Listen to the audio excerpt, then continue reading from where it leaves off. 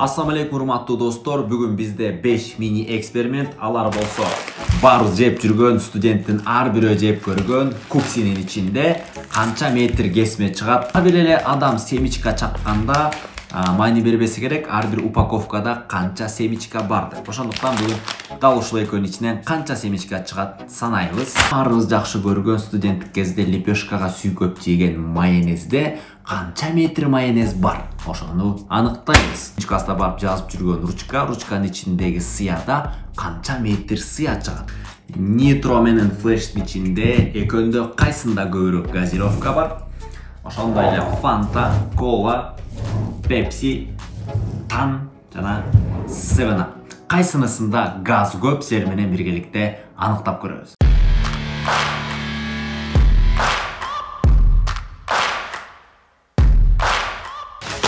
Достор, кийинки эксперимент Алькони, Ролтон, негизи эле куксиде канча метр кесме чыгат ченейбиз.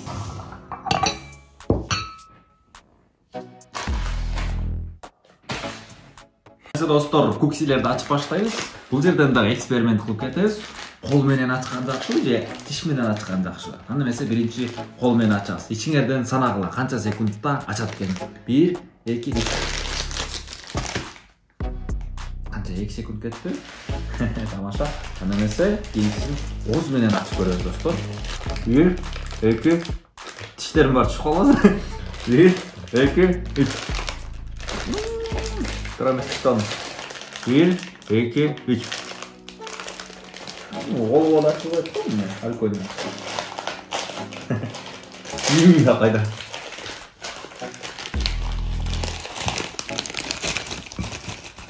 Бизге майда чүйдөлөрдүн кереги жок, достор. Биз жөн эле азыр кесмени сууга салып, жибитип, кесме кылып алып туруп, анан узун кылып ушул столдун үстүнө жайып туруп, анан метр менен ченейбиз. Суу куябыз, достор. Сууга бир аз жибитип алышыбыз керек. Ойлонгула, анда эмесе биз кесмебиз жумшарды окшойт, жайганга баштайбыз. 1, 2, 3. Достор, биз биринчи потокту жайып бүттүк. 1, 2, 3, 4, 5, 6. 2, 4. 2, 4, 6, 7 баласа экен, достор. 7 баласаны мынакей өзүңөр көрүп аткандай ичке кылып тизип чыктык. Бул столдун узундугу 1.90. Бул столдун узундугу 1.90, ошондуктан 1.90ду 7ге көбөйтөбүз. Достор, калькулятор менен эсептеп келдик, бар. 7 кат 1.90дан болгондо ошондо 13 метр болду, достор. Жакта дагы өзүңөр көрүп аткандай дагы кесмелер калды. Азыр мунун баарын алып салып, эми калганын жайып көрөбүз. Достор, 13 метр болду. Эми азыр экинчи потокту мынакей мынтип бөлүп алып, мындай бир линия үзүлүп калат, достор, мынтип таска экен. Мындай узун алсаң өзүңчө эле өзүңдү красавчик сезип берем. Кыларга иш жок, достор, түшүнүп атабыз. Комментарийге жазып койгула.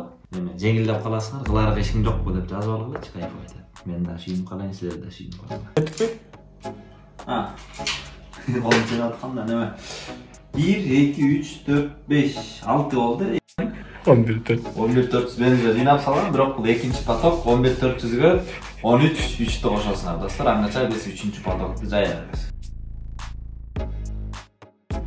Кеттик.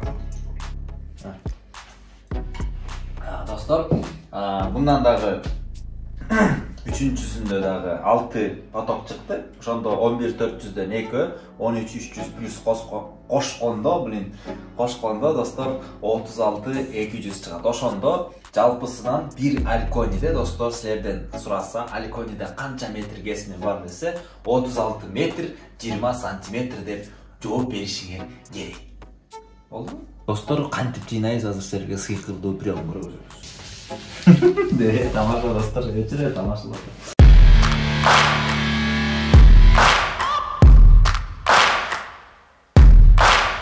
Баарыбыз эле семечка чагып көргөн болушубуз керек, бирок алып атканда ушунун ичинде канча семечка бар экендигин эч ким билбейт. Ошондуктан бүгүн биз дал ушундай 2 семечканы алып, ичинен канча семечка чыгат санайбыз.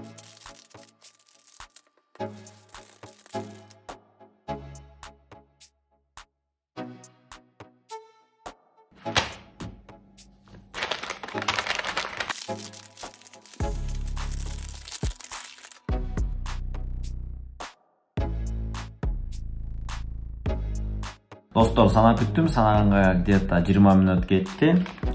Джинден бизде 551 штук чыкты.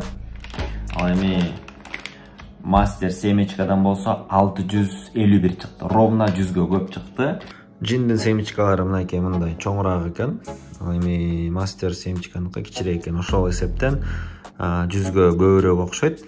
Бирок саны боюнча эсептей келгенде мастер семечканыкы көбүрөөк чыкты. 661, джиндики болсо 551 штук чыкты.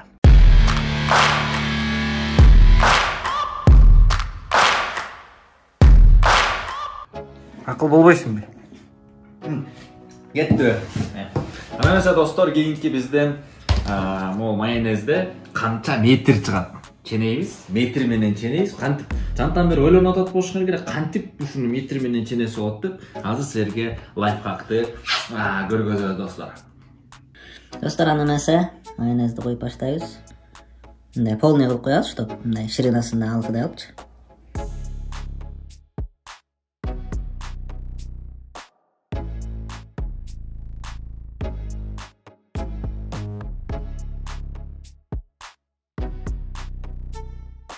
Так, 1.80 болду, 1.80ге чейин жетти. Метрди 1.90га чейин ачканбыз. Азыр толбой алган жерлерин бир аз толтурайын. Лепешка жегенде монтип сыгып туруп полный чыгарып жүрөт. Майонез менен лепешка жегендер барбы? Комментарийге жаза кетиңер. Ким жеп калды? Düşes менен. 1.90. Билгендей эле ченегенбиз го. Акыл сүйлөбөйсүңбү? Достор, мынакей майонезди куйдук. 1.90 метр болду. Момундай майонездеги канча метр чыгат деп ойлонуп калсаңар, же бирөө сурап калса, же бирөө менен спорт эте кетсеңер, ровно 1.90 метр чыгат экен.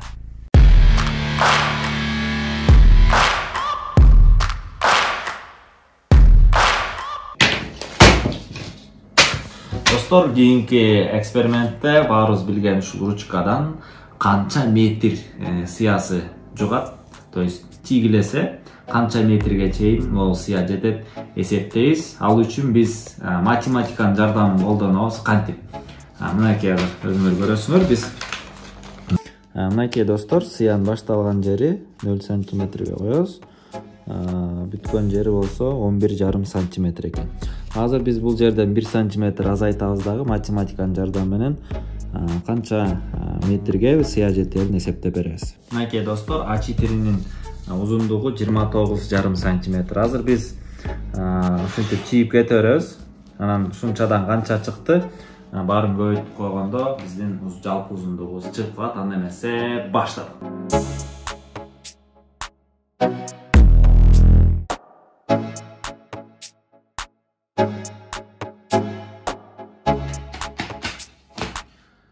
Достор, ушунча кагаздын баарына чийгилеп чыккыча 1 сантиметр короду. Көрүш үчүн силерге да ченеп берип коеюн. Окей, достор, даже 1 сантиметрден кичине көбөйүптүр. Ровно 1 сантиметр азайды. Эми достор, муну биз кантип эсептейбиз? Мынакей могул узундук, могул жер 29,5 сантиметр дегенбиз. Аны биз А4 узундугу 29,5ды көбөйттүк. 1,5 миң сызык, момундай сызыктан 1,5 миң штук болду. Достор, ошонун баарын санап чыктык. Момундайдан 1,5 миң штук. Жалпысынан 442,5 метрге 1 сантиметр сыя жетет экен. Ал эми жалпы 11,5 сантиметрлик сыя, достор, эң главный суроо, канча узундукка жетет десе, 5,08 километрге жетет деп жооп берсеңер жаңылбайсыңар. Дагы жолу айталайм, 5 километрге бул сыя жетет экен. Достор, муну дагы аныктадык.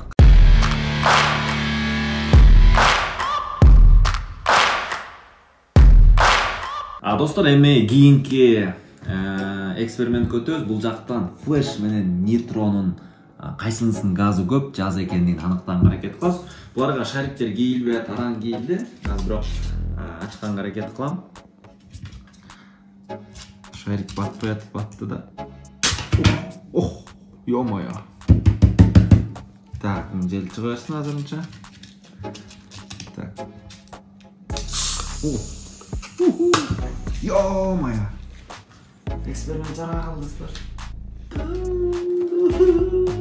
65 so'm ketdi. Biroq dostlar, qayg'irmaysiz. Buni hozir atayin stakanга quyib ko'rib, gazdарын aralashtirib, chiqarib turib, eksperimentni до конца chiqaramiz. Dostlar, planga o'tdik, antkeni bizning sharigimiz jarilib qoldi. Nimasi bizga chenesh uchun stakanlar kerak bo'ladi. Shariklarni alamiz. Buni hozir jaramiz. Nima yo'q, bu yoqdan jarib o'tirib.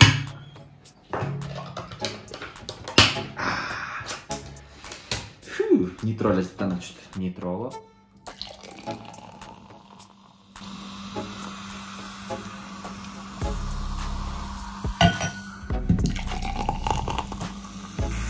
Şampanskiy deyilesdan. Oho, kızıl o. Ofitsiant poçta gelmesin. Biliyorsun dolduralım hareket kılalı. Nake dostlar. Başladı değil mi? Bulardan до конца gazını çıkarış için men çoğun kaşık bilen aralashtiramiz.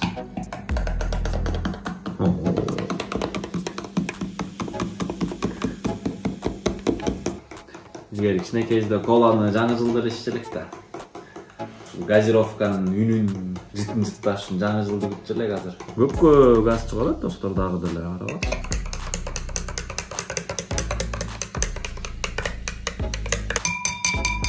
Dostlar, bir moment TikTok'tan şu ko'p yerden görgüm, gazirovkaga sahar salsa gazды chiqaradi deb salib ko'ramiz hozir. Oho! Chinlar ishlaydi ekan dostlar. Birinchi jol shunday qilib tekshirib ko'radim. Gazды chiqarib turibdi sahar. Oho! Mazar yo'q. Lifehack dostlar. Gazın barını aylap çıkarttı. Bak bunu уже hiç kim çalmaya kaldık. Dostlar, buna екі өндеттен 0.45 деп жазылып тұрады бөтелкесінде. Итокто газын шығарғанда сол жақта бізде нитро, оң жақта болса бізде флеш. Мына бұл екі теп-тең достар. Көрдіңіз, екі теп-тең болып тұрады. Бұл екіні артқалалы. Бұл екіні жақындаталы сіздерге. Тақшы көрінішті.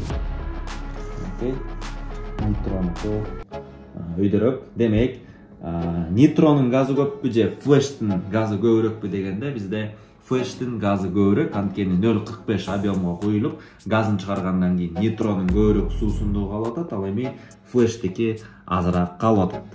Демек, бұл сұрауға жауапты алдық, немесе кейінгі сусындықтарға өтеміз. Кейінгі қайсы сусындықтың газы көп екенін анықтайсыз. Кола, Фанта, 7-Up, Tan жана Pepsi. Ana mesela koladan başlayız. Koladan başlayız dostlar. Koladan başlayız.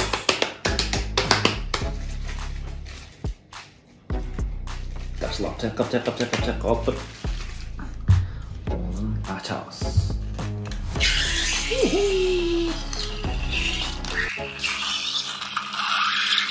Şurada esasça.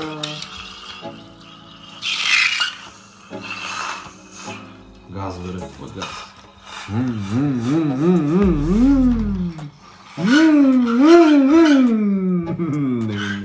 am good.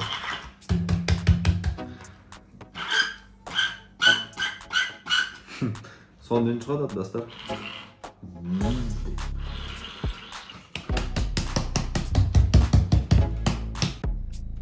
Dostlar, hep atıp mınaki kışkası açılayına kaldı, görünüyor çıkıyor. Крышка почти полная açıldı. Na, tırs деген заводской немесінен кетті.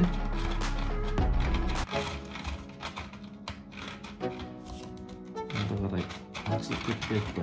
Açıldı dostlar. 100% açıldı. Жана Coca-Cola'nın içindeki birinci çıkan gaz мончалык керек. Андан кейін сап-сары болгон, сап-сарышка сары кыз, Фантага сары шарикти кийгиздик. Озун ачабыз. Чайкалалы. Сарылар тырыш болот да чынакелер.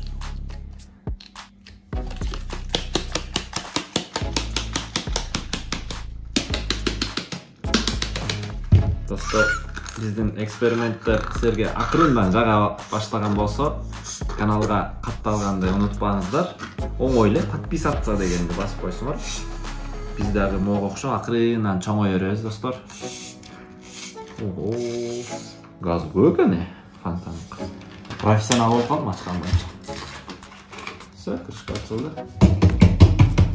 Кола экөөнү примерно салыштырып көрөлү, бирок коланкы көп экен, достор, мынакей. Бул да чоң, бул да чоң. Азырынча кола фантадан ашты. Аны эмесе бизде, достор, 7-Up'ты ачып көрөбүз.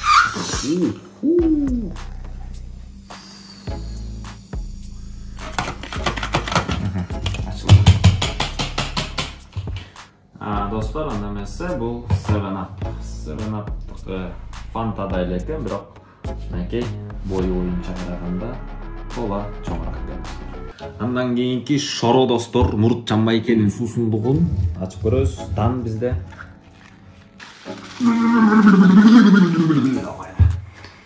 Тамаша, достор. Кетти. Кеш кой. Тамаша.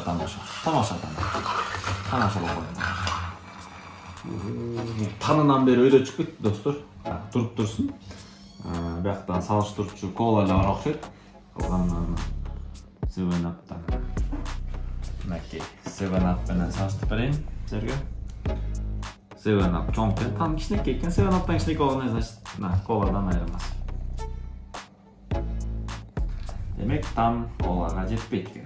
Колабы же пепсиби деп отурсаңыздар керек, дайыма экөөнүн ортосунда конкуренция болгон. Бүгүн көрөбүз, колада газ көппү же пепсидеби. Аны эмесе баштайлы. Билет го чачын. Мен пепсиде газы көбүрөөк го деп ойлоп атам. Бирок көбүңөр кола деп ойлоп атсаңар керек. Пепси жаман чыгып. Мына качен чыгып. Кола анткен эмес. Пут. Уже эле, достор. Кола отдыхать болуп калдыбы?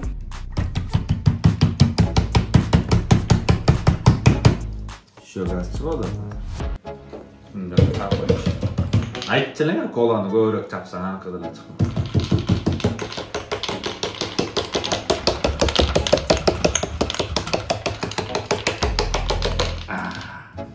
Жыйынтык аябай ачык болуп калды окшойт, достор. Пепси менен кола биринчи орунда мынакей пепси, кола. Андан кийин мага 7-Up жакты. 7-Up еще жели чыга баштады, бир жер айылып кетти окшойт. Андан кийин фанта, шоро. Достор, ушу менен биздин экспериментибиз жыйынтыкталды. Акыркы аянда бир идея чыгып кетти. Негизи мындай сценарий эле жок болчу. Могул шариктерди ар кандай инструменттер менен жарып көрөбүз. Кайсыга жарылат, жарылбайт, ошо менен көрөбүз, ошо менен бүтөт. Достор, биздин видеолор жаккан болсо, окшошпай калды. Башка иш керек. Жарылбайт турбайбы, Осы түреле калсың? Берип койчу алтында бычак.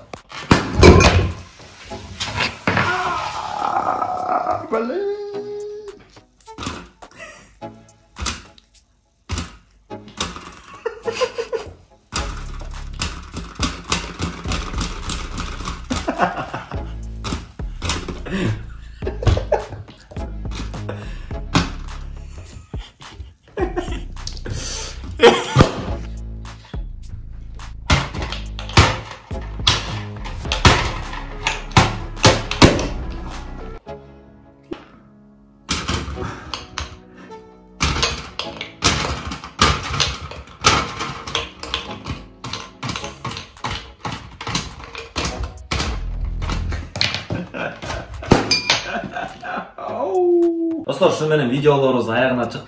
Бүгүн кызыктуу экспериментти силерге тартуулай алдык деген ойдобуз. Каналга катталганды унутпаңыздар.